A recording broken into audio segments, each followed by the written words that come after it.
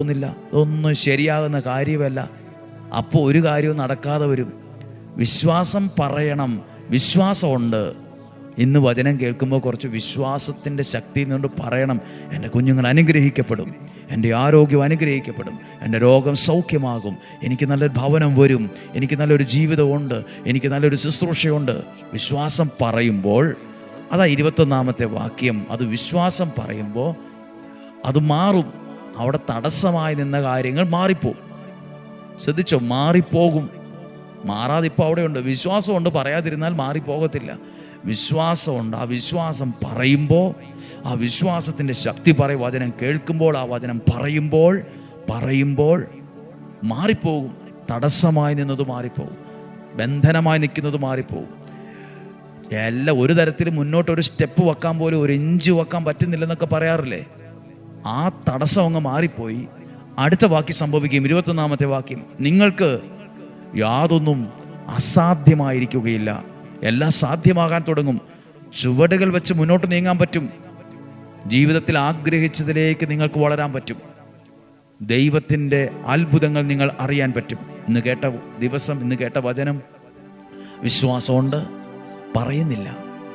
നമ്മളത് ആരോടാകട്ടെ, പ്രിയപ്പെട്ടവരോടാകട്ടെ, വിശ്വാസം പറഞ്ഞോണം. അനുഗ്രഹമാകും, നല്ലതാവും, എൻ്റെ കാര്യങ്ങൾ ഭംഗിയാവും. വിശ്വാസം പറയണം. അപ്പോഴോ എന്തേലും തടസ്സങ്ങളോ പ്രതിസന്ധികളോ വെല്ലുവിളികളോ കൊണ്ട് ബൈബിൾ പറയുവാണ്, അത് മാറാൻ തുടങ്ങും. ഇത് മാറിപ്പോകാൻ വേണ്ടി നമ്മൾ എന്തെല്ലാം പെടാപ്പാടുകളാണ് ചെയ്യുന്നത്, എന്തെല്ലാം റിസ്കുകളാണ് എടുക്കുന്നത്. വളരെ സിമ്പിളാണ്. വിശ്വാസം പറഞ്ഞാൽ മതി. വിശ്വാസം വാ തുറന്ന് പറയണം. വിശ്വാസം പറയുന്നത് വരുമ്പോൾ, സംഭവിക്കുമ്പോൾ ആ വീടിൻ്റെ എല്ലാ തടസ്സവും മാറും. ആ ഉയർച്ചയ്ക്കുള്ള എല്ലാ തടസ്സവും മാറും. എന്താണോ നിങ്ങളെ വട്ടം കെട്ടിയിട്ടിരിക്കുന്നത്, അത് മാറാൻ തുടങ്ങും. എന്നിട്ടോ നിങ്ങൾക്ക് അസാധ്യമെന്ന് നിങ്ങൾ വിധി എഴുതിയത് സാധ്യമാകാൻ തുടങ്ങും, സാധിക്കാൻ തുടങ്ങും. നിങ്ങളുടെ ജീവിതത്തിൽ ഇത് അനുഭവമായി മാറും. ഒത്തിരി പേരോട് പറയേണ്ട വചനമാണ് ഈ വചനമൊക്കെ.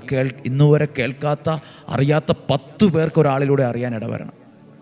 കാരണം വിശ്വാസമാണ് പറയേണ്ടത്. നമ്മൾ പറയുന്നതെല്ലാം വേറെ കാര്യങ്ങളാണ്. നമ്മൾ പറയുന്നത് ഭാഗ്യദോഷമാണ്, കൈരേഖ ശരിയല്ല, തലവര ശരിയല്ല, ജനിച്ച വീട് ശരിയല്ല, മാതാപിതാക്കൾ ശരിയല്ല, അങ്ങനെയുള്ളതുകൊണ്ടാ, ഇങ്ങനെയുള്ളതുകൊണ്ടാ, മന്ത്രവാദം ഉള്ളതുകൊണ്ടാ, കൂടോത്രം ഉള്ളതുകൊണ്ടാ, ശത്രുദോഷം ഉള്ളതുകൊണ്ടാ.